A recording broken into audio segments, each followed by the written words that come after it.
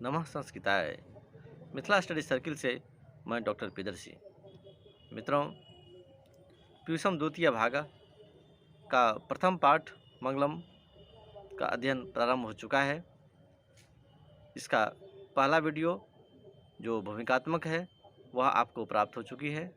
अब पाठ को आगे बढ़ाते हुए इसका जो पहला श्लोक है उसका अध्ययन अभी हम लोग करेंगे और फिर क्रमशः इसमें जो 5 श्लोक हैं सबका अध्ययन करेंगे और हर एक श्लोक का एक एक वीडियो आपको प्राप्त होगा। आप पुस्तक के साथ वीडियो के सामने बैठिए और तन्मयता के साथ अध्ययन करिए। बातें आपको स्पष्ट हो जाएगी और जैसे ही बातें स्पष्ट होती है इस पाठ से जो भी प्रश्न पूछे जाएंगे आप सभी का समाधान ढंग से दे पाएंगे।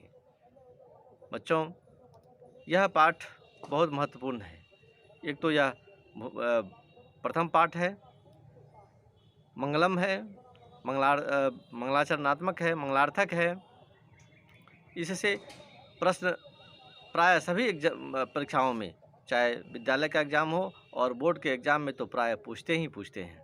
इसलिए इस चैप्टर को आप स्किप कर आगे नहीं बढ़ सकेंगे। बढ़ेंगे तो आप घाटे में रहेंगे। आइए इसका प्रथम जो श्लोक है उसको देखते हैं हम लोग। पहला श्लोक है, हिरण्यमयेन पात्रेण सत्यस्यापि हितं मुखं तत्त्वं पुसन्नपावृणु सत्यधर्माय दृष्टये। यह श्लोक ईशावास्योपनिषद से लिया गया है और ईशावास्योपनिषद का 15वां श्लोक है। बहुत महत्वपूर्ण श्लोक है। अब जब हम इसका अध्ययन करते हैं तो सबसे पहले ये जो श्लोक संस्कृत भाषा जो है वह मिली हुई भाषा है, संक्षिप्त भाषा है। इसमें प्रकृति और प्रत्यय मिले होते हैं, इसलिए थोड़ा सामान्य रूप से पढ़ने में थोड़ी हिचकिचाहट या थोड़ा परेशानी हो जाता है। इसलिए इसको तोड़ कर इसमें जो संधि का जहाँ पाठ है उसको तोड़ कर अन्वय के रूप में यहाँ रखा गया है। ऐसे अन्वय एक अलग चीज़ होता है, उसमें कर्ता और क्रिया ये दो चीज़ पहचानते हैं और फिर सेटिंग करते हैं। ये आपके पाठ्यक्रम है वो आपके सिलेबस से, ऐसे समझिए आपके सिलेबस से बाहर की बात है। आप उतना न जानें परंतु अन्वय का सामान्य चीज़ ये समझिए आप, जो आपको पढ़ने में सुविधा होगी इससे। जैसे देखिए, हे पूषण सत्यस्य मुखम हिरण्यमयेन पात्रेण अपि हितं तत् सत्य धर्माय दृष्टये अपावृणु। अब इस चीज़ को देखेंगे तो इसमें कहीं भी संधि नहीं है, इसलिए आपको अगर आप एक बार पढ़ लेते हैं अन्वय तो फिर श्लोक पढ़ना आसान हो जाएगा। हिरण्यमयेन पात्रेण सत्यस्यापि हितं मुखं तत्त्वं पुसन् अपावृणु सत्यधर्माय दृष्टये। यहाँ जो सत्यस्य अपिहितम संधि है, संधि विच्छेद कर देंगे। सत्यस्य जोड़ अपाहितम, सत्यस्य जोड़ अपिहितम, फिर पुसन अपावृणु में पुसन जोड़ अपावृणु। इस तरह से जो जुड़ा हुआ पाठ है उसको हम विच्छेद कर देंगे। संधि विच्छेद हो गया और हम संधि विच्छेद तो जानते ही हैं और ऐसे करने से पढ़ना हमारे लिए आसान हो जाएगा। अब आइए इसमें जो जो पद आए हैं सबका अर्थ देखते हैं। जैसे पूषण, पूषण का क्या मतलब होता है? तो पूषण का मतलब होता है हे सबका भरण पोषण करने वाले परमेश्वर। परमेश्वर, पूषण मतलब परमेश्वर, और परमेश्वर क्या करते हैं? सबका भरण पोषण करते हैं। अगला है सत्यस्य। सत्यस्य का क्या मतलब? सत्य का सामान्य रूप से, परंतु जब हम श्लोक देखेंगे इसमें इसका मतलब है सत्य स्वरूप आप सर्वेश्वर का, सर्वेश्वर का, परमेश्वर का, जो सब कुछ को जानते हैं, सबका ईश्वर है, उसका सत्य स्वरूप आप सर्वेश्वर का। मुखम, श्री मुखम, मुखम समान रूप से बोलते हैं और उसको हम लोग श्रीमुख बोलते हैं। हिरण्यमयेन, देखिए ये हिरण्यमयेन शब्द बहुत महत्वपूर्ण है और इसी पर यह श्लोक टिका हुआ है। इससे बहुत सारा क्वेश्चन पूछता है हिरण्यमयेन, इसलिए हिरण्यमयेन का अर्थ आप समझिए। इसका मतलब है ज्योतिर्मय सूर्यमंडल रूप, ज्योतिर्मय स्वर्ण मंडल रूप।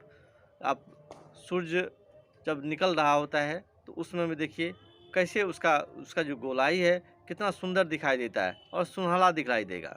हाँ, तो ज्योतिर्मय सूर्य मंडल रूप या सोने की तरह ऐसे समझ लीजिए। पात्रेन पात्र से, पात्रेन तृतीया विभक्ति में है तो पात्रेन पात्र से। अपिहितम, अपिहितम का मतलब होता है ढका हुआ है, अपिहितम ढका हुआ है।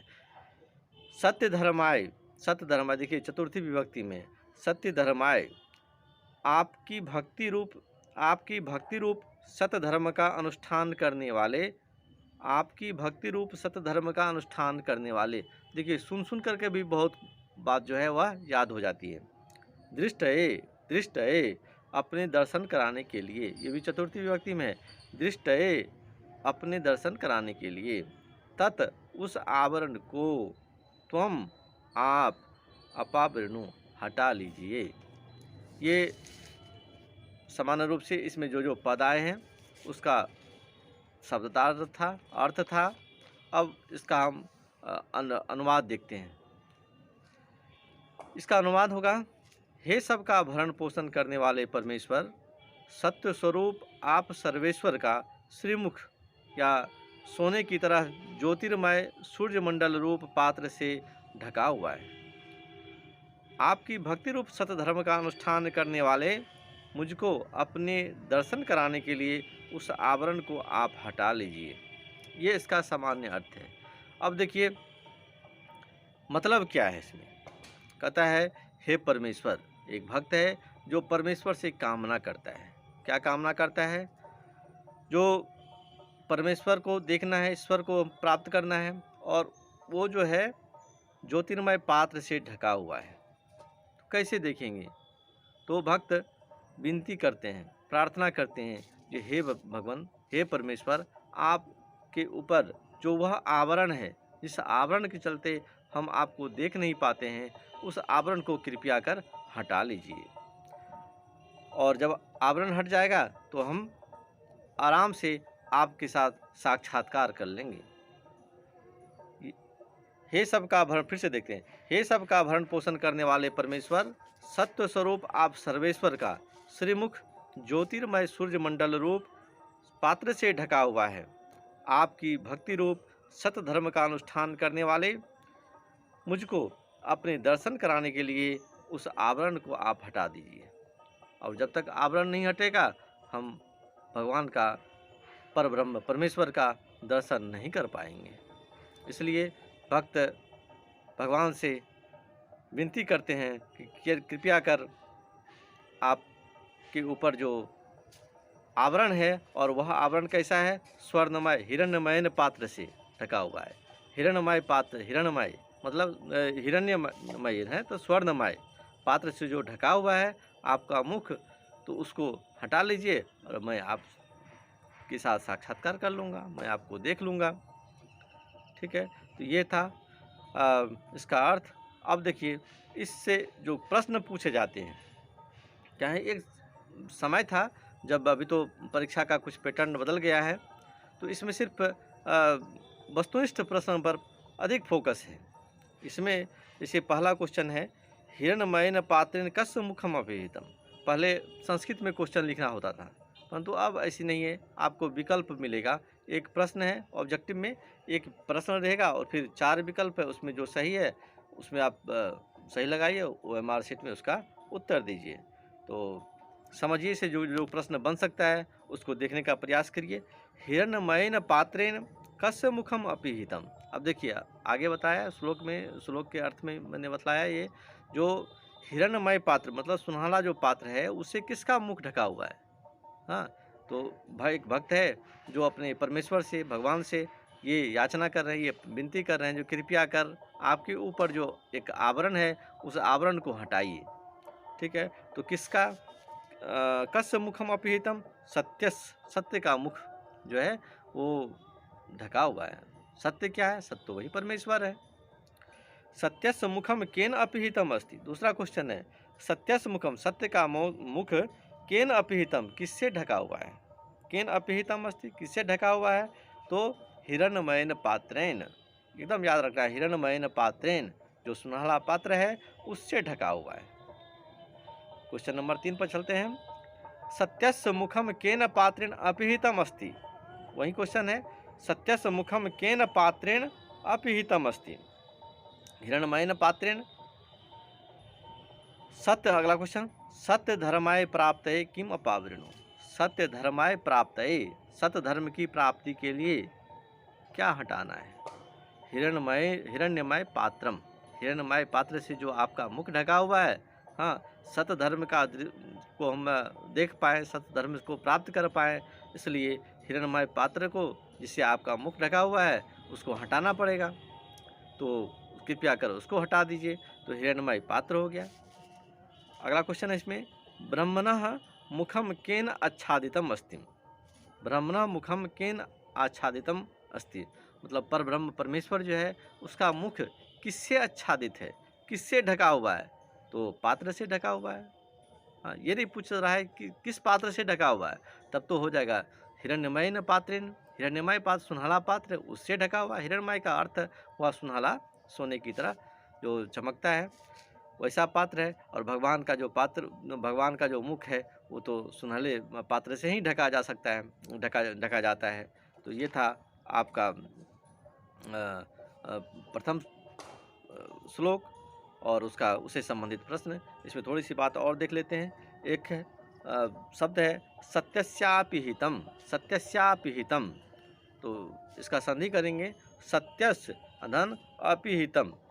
तो आपको पूछता है यहाँ जो किन किन वर्णों के बीच संधि हुई है, ठीक है। इसमें सत्यस्य, इसका संधि विच्छेद करेंगे, सत्यस्य धन अपिहितम।